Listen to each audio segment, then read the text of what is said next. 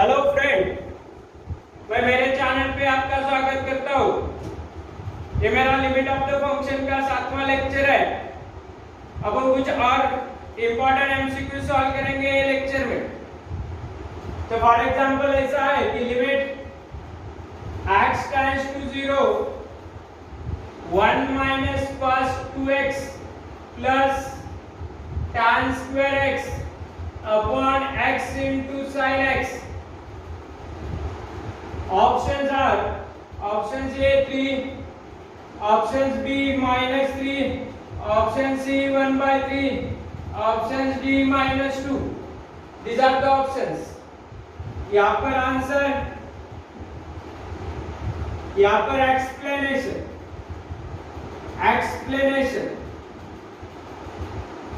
मैंने शुरू के पहले लेक्चर में आपको पढ़ाया कि 1 माइनस कॉस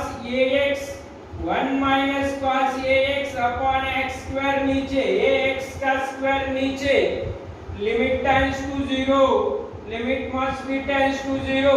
इसका हमेशा आंसर आता है a स्क्वायर बाय 2, ये नंबर का स्क्वायर अपॉन 2 अपने पास का। ये मैंने पहले लेक्चर में आपको पढ़ाया। a square by 2 is the answer. ये x का स्क्वायर यहाँ पर। अब यहाँ पर प्रॉब्लम को अगर देखा जाए तो 1 माइनस cos ax, ये का a की वैल्यू यहाँ पर 2 है, तो इसके नीचे x स्क्वायर होना, मतलब x स्क्वायर से डिवाइड करना पड़ेगा आपको। Numerator and denominator dividing by x square. तो यहाँ पर 1 minus cos 2x upon x square plus tan square x upon x square upon x into sin x upon x square. Limit tends to 0 है यहाँ पर, limit tends to 0 है यहाँ पर। तो इसकी वैल्यू होगी by using this one a square by 2। ये की वैल्यू है ये 2, मतलब 2 स्क्वायर 4 बाय 2 2 मेरे पास का, plus tan x by x whole square, tan x by x whole square. You have the formula limit x tends to 0 tan x by x is equal to 1 होता है। Limit x tends to 0 tan x by x, यही angle नीचे होना tan function और यही value यही angle नीचे होना tan x by x, तो इसका आंसर हमेशा 1 आता है। वैसे ही limit x tends to 0 sin x upon यही एंगल नीचे होना इज इक्वल टू 1 होता है। इसको एंगल एडजस्टमेंट बोलते हैं। Whatever may be the angle here, this angle as it is in denominator, then the answer will becomes 1।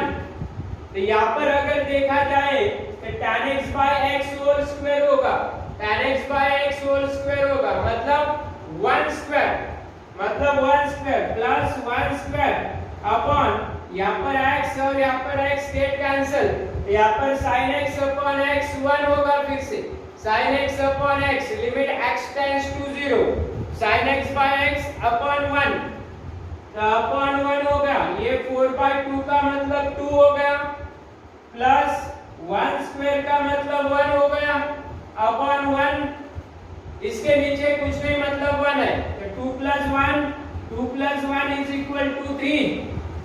तो 3 is the answer here, option number ए। ये एक एमसीक्यूज हो गया, इंपॉर्टेंट एमसीक्यूज। तो मैंने इसका एक्सप्लेनेशन दे दिया। अब दूसरा एमसीक्यू शुरू कर देंगे। तो यहाँ पर ये वाला एमसीक्यूज का आंसर हो गया आपका 3। Next problem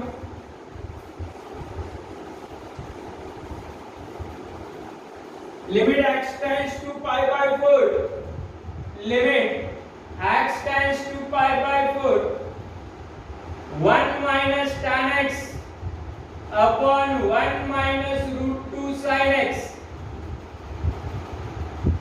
option number A -2, option number B 1 by root 2, option number C 2, option number D root 2। ये ऑप्शंस है। आंसर यहाँ पर एक्सप्लेनेशन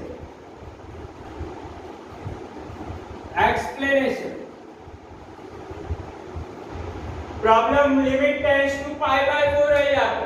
अगर ऐसा बार बोर्ड पैटर्न से आप करेंगे तो बहुत लंबा होगा। तो मैं अगर इसको डायरेक्ट लिमिट अप्लाई करेंगे तो tan x की वैल्यू पाई बाय 4 है, x की वैल्यू पाई बाय 4 है। पाई बाय 4 का मतलब 45 डिग्री होता है। पाई रेडियन मतलब 180 डिवाइडेड बाय 4 45 डिग्री। तो 1 माइनस tan पाई बाय 4 फिर से 1।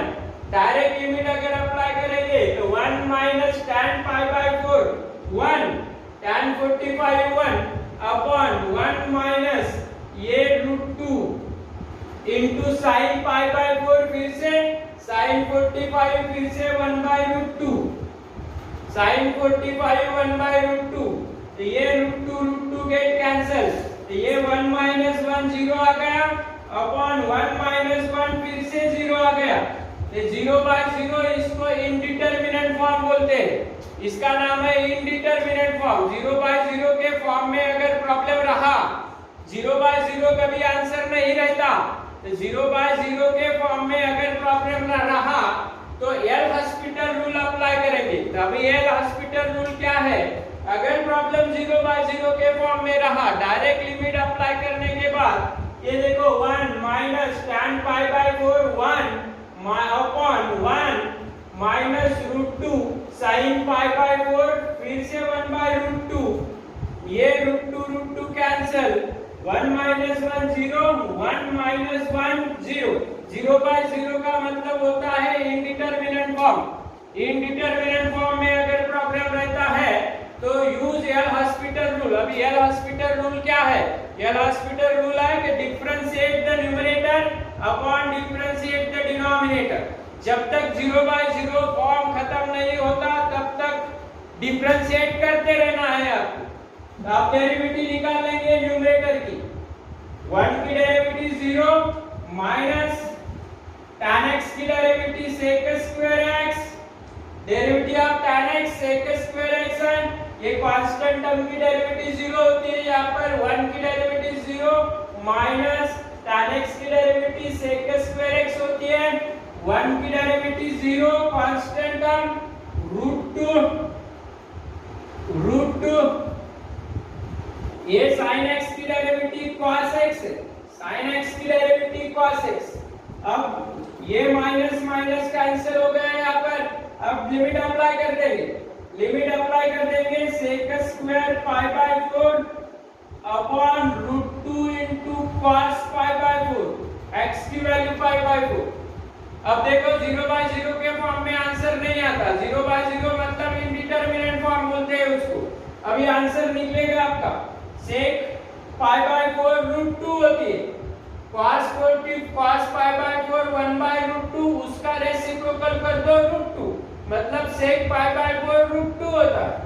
√2 का स्क्वायर इसको अपॉन ये √2 into cos 45 1 by √2 pi by 4 में इस 45 ये √2 कैंसिल हो गया। √2 का स्क्वायर 2। ये मैंने तो इस स्टेप में आपके सामने आंसर रख दिया। √2 का स्क्वायर 2 होता है हमेशा। अब देखो यहाँ पर ऑप्शन नंबर सी। यहाँ पर सी इसको एल हॉस्पिटल रूल बोलते हैं। अगर प्रॉब्लम 0 बाय 0 के फॉर्म में रहता है, अगर प्रॉब्लम 0 बाय 0 के फॉर्म में रहता है तो न्यूमरेटर की डेरिवेटिव निकालना है आपको और डिनोमिनेटर की डेरिवेटिव निकालना है। और जब तक डेरिवेटिव निकालना है तब तक डेरिवेटिव निकालना है जब तक 0 बाय 0 फॉर्म खत्म नहीं होता। अब देखो यहाँ पर 0 बाय 0 के फॉर्म में आंसर नहीं आता। अगर यहाँ पर 0 बाय 0 अगर आता है तो मैं फिर से differentiate the numerator upon differentiate the denominator करता, लेकिन आंसर आ गया 2। तो यहाँ पर अपना आंसर सी होगा। इसको एल हॉस्पिटल रूल बोलते हैं। एल हॉस्पिटल रूल बोलते हैं। Differentiate the numerator upon differentiate the denominator, बाद में लिमिट अप्लाई करो। तो ये होगा इंपॉर्टेंट एमसीक्यू। बहुत सारे एग्जाम में पूछा गया है। नेक्स्ट एमसीक्यू और ले लेंगे अपने।